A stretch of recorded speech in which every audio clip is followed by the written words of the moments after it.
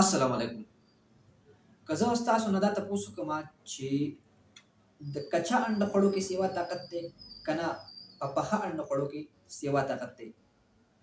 نو په تاسو کې به ډېر کسان دا خبره کوي چې په کچا انډه خوړو کې طاقت سیوا دی، ځکه چې دا خبرې موږ اورېدلې دي اوسه پورې داسې. او که جیم والے ته دې وي نو جیم والا به ته پکې باډي موښي چې وګوره زما دې باډۍ ته ګورې نه سټیل باډي دی سټیل. زه کچا انډې خورم دا ځکه سټیل ده. او په دې ټایم کې دا خبره بیا زموږ ذهن ته نور هم کوزه شي چې هغه لکه دا هلک چې دا سټیل باډي جوړه کړله که نه د کمال هم په دغې کچو انډو کې دی. اوس آیا دا خبره په حقیقت باندې مبني ده یا دا یو غلط فهمي ده خو زموږ ذهن ته کوزه شوې ده. په دې باندې خبره کوو وروستو، خو د دې نه مخکې په یو بل څیز باندې خبره کوو، هغه هم زموږ دپاره ډېر زیات اهم دی. او هغه څه دی خبرې د انډې دا پټ کوم چې ته انډه په استعمال کې راولې انډې دا پټ وغورځوئ او ویې چقئ، ځکه چې خپې زموږ په هر ټایم کې ګرېږي. نو دا پټ چې کوم دی دا ډېر زیات اهم دی. اوس په ته وایې چې څنګه تا ته پته شته چې کله ته 1 ګرام د انډې دا پټ راوالې نو په دې کې تقریبا 95% کیلشیم کاربونیټ وي، او په دې 95% کیلشیم کاربونیټ کې دننه د 38 نه والا تر د 40% پورې اوریجنل کیلشیم درته میلاویږي. په ساده پښتو کې دې پوه کړه چې کله ته 1000 ملي ګرام یعنی 1 ګرام دا ته د انډې دا پټ راوالې نو په دې کې به دننه د 300 نه والا تر د 400 ملي ګرامه پورې کیلشیم میلاویږي، اوریجنل کیلشیم به میلاویږي. او دا خبره زه کومه چې په معاشره کې یا اورال پاکستان کې ته وګورې نو د ویټامین ډي او د کیلشیم کمې په ډېرو زیاتو خلکو کې دی. او د هغې وجه درته زه ووایم که نه چې کوم سټیبل خلک دی فاینانشلی سټیبل دي د هغو ګزاره کېږي نو هغه قسمه خوراک کولی شي چې د کوم نه کیلشیم پوره کېږي، د کیلشیم ضرورت دی ترسره کېږي. خو چې زما به شانې کس شي او 10 روپۍ ورسره په جیب کې نه وي نو هغه خو بیا دا خوراک نشي کولی. او چې کله ډاکټر له لاړ شي ډاکټر ورته د دې لپاره انجکشن ولیکي، شربت ورته ولیکي یا ورته ګولۍ ولیکي نو د هغې د اخیستو ورسره هم بیا پیسې نه وي. نو دا موږ سره یو بهترین اپشن دی چې کله د دې انډې د دې پټونو نه موږ پوډر جوړ کړو هغه استعمالوو. خو دلته کې به یوه خبره ډېره ضروري ځان سره یاد په دې انډې په دې پټونو کې یو قسمه بکټیریا پاتې کېږي، هغې ته ویلی شي سلمونیلا ټایپي. دا سلمونیلا ټایپي چې کله د انسان وجود ته لاړه شي نو دا پکې لګوي میادې ته به. نو اوس به ته وایي چې دا خبره دې بیا کوله سره چې میادې ته به لګوي نو دا خو بیا لا نقصان شو. که کیلشیم پوره کړي خو هلته کې میادې ته به یې ته ولګوله نو هر جوړ لره توړ وي. دا خبره به ډېره اورېدلي. دا انډې دا پټونه دا چې کله موږ وویشو نو دې نه سلمونیلا ټایفي چې کوم دا ترې مکمل ختم شي. او کله چې دا ختم شي سلمونیلا فری شي د جراثیمو نه صفا شي بیا ته د دې نه پوډر جوړ کا او په ډیلی بیسس استعمالوه نو دا ستا کیلشیم پوره کوي.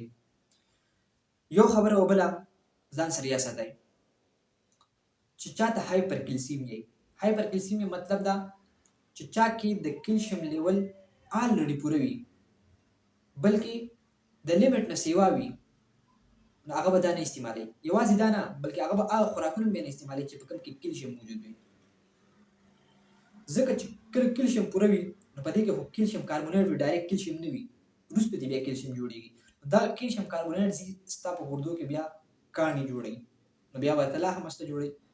یا که د یو کس په ګرده کې د مخکې نه شګه موجود وي یا پکې کاڼي موجود وي نو هغه له استعمالول ټیک نه دي.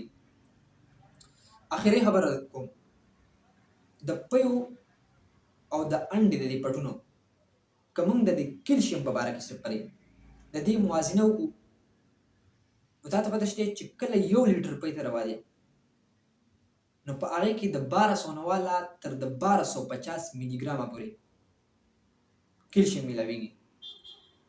بل طرف ته که ته 4 ګرامه د انډې دا پټون راوالې 4 ګرامه نه بلکې 3 ګرامه، او دا ته وویشئ ښه په پراپر طریقې سره چې دا جراثیم مکمل دې ختم شي، او بیا د دې نه ته پوډر جوړ کړې، دا پوډر ته استعمالوي. نو په دې 4 ګرامه انډه کې تا ته 1260 یا 1200 پورې ملي ګرامه پورې تا ته کیلشیم میلاویدلی شي. یو ډېر اهم څیز دی. او دا موږ چې وغورځوو کته یې وغورځوو نو دا چرګې به هم ډېرې خفه کېږي، ځکه چې هغه به وایي چې دله ما دومره ښکلی پیکج ورکړو، د کیلشیم نه مې د کیلشیم ډک پیکج مې ورکړو، دې کته غورځوي. نو هر هغه کس چې هغه مطلب د هغه ډایټ نشي استعمالولی، داسې قسمه نیوټرن نشي استعمالولی، داسې ډایټ نشي استعمالولی چې هغې نه دا کیلشیم نیوټرن چې دي هغه پوره کړي، هغه دپاره دا یو ښه آپشن دی. او بیا هم چې د ډاکټر سره پرې مشوره کوئ نو ډېره بهتره خبره ده. اوس راځو او د دې په باره کې دا ریسرچ پیپر چې دی دا وګورئ، دا په دې سایډ باندې دا ریسرچ پیپر دی. اوس راځو خپل هغه زوړ ټاپک له چې آیا کچه انډه خوړل سیوا صحتمند دي یا پخه انډه خوړلو زیات بهتر دي.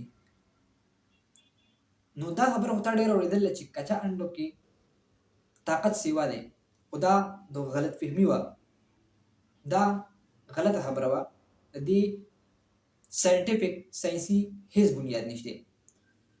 په دې خوا کې تاسو دا بل ریسرچ پیپر هم وګورئ، په دې کې یو 3 ټرم دي. دا زه تاسو ته واضحه کوم، که فرض که زما دا ویډیو یو ساینس سټوډنټ ګوري نو د هغه دپاره بیا پکار ده چې د 3 ټرم واضح شي. بیا تاسو زه په ساده پښتو کې پوه کوم.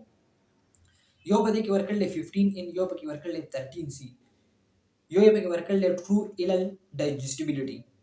د 13C نه مطلب دی کاربن آیسوټوپ، د 15N نه مطلب دی نایټروجن آیسوټوپ، او د ټرو ایلیل ډایجسټیبیلیټي په مطلب ټول ځان پوه کوئ. ګوره کله چې مونږ خوراک وکړو نو دا پروټین نه دی، پروټین دا چې کله زمونږ وینې ته ځي یعنې زمونږ وجود دا پروټین جذب کوي، نو دا په کوم ځای کې جذب کوي؟ دا جذب کوي په وړه کولمه کې، او د وړې کولمې اخري حصې ته ویلی شي ایلیم. نو په دې باندې ایکسپریمنټ شوی دی، په دې سایډ کې به تاسو ته ښکاري. داسې کار وشو چې 5 کسان نو لایک کچه انډې ورکوي او 5 کسانو لایک پخې انډې ورکوي. نو چې کله یې بیا د هغې نه پس ابزرویشن وکړو نو د دې چا چې کچه انډې خوړل وي نو د هغو په ایلیم کې یعنې د وړې کولمې په اخري حصه کې 51% پروټین موجود و. نو د خبرې مطلب دا شو چې دا 51% چې دا ضایع شو او دا 49% چې دي دا وجود ته تلي. بل طرف ته د پخو انډو هغه کسان چې کوم چا چې پخې انډې خوړل وي د هغو ایلیم یې چې کله چک کړو نو په هغې کې صرف او صرف 9% پروټین موجود و. نو د دې خبرې مطلب دا شو چې دا 91% چې دي دا وجود ته تلي یعنې باډي ابزارب کړي جذب کړي، او دا 9% چې دي دا ایلیم ته راغلي دا ضایع شي. نو اوس ته ماته دا ووایه چې په کچه انډه خوړو کې سیوا طاقت دی که په پخه کې؟ او دا اوسه پورې چې ستا دا کومه خبره په ذهن کې موجود وه دا ستا غلط فهمي نه وه، دا ستا بلکل غلط فهمي وه. او تاسو زه یو اسان مثال در کوم. دا پروټین نه پروټین دا موجودي د زنځیرانو په شکل کې، دا داسې راغونډ شوي زنځیران یو بل ته بلکل نږدې. نو دا زمونږ د معدې ته بیا دغه شي د کولمو ته د دې ازمول چې دا ډېر ګران وي. خو کله چې ته د ډي نیچر کې، ډي نیچر مطلب دا دی کله چې د دې له ته ګرمایش سیوا ورکړې هیټ اپ یې کړې نو دا ډي نیچر شي او د دې هضمول چې دي هغه بیا په اسانه ومنې کېږي. امید لرم چې په دې خبرو پوه شئ. والسلام.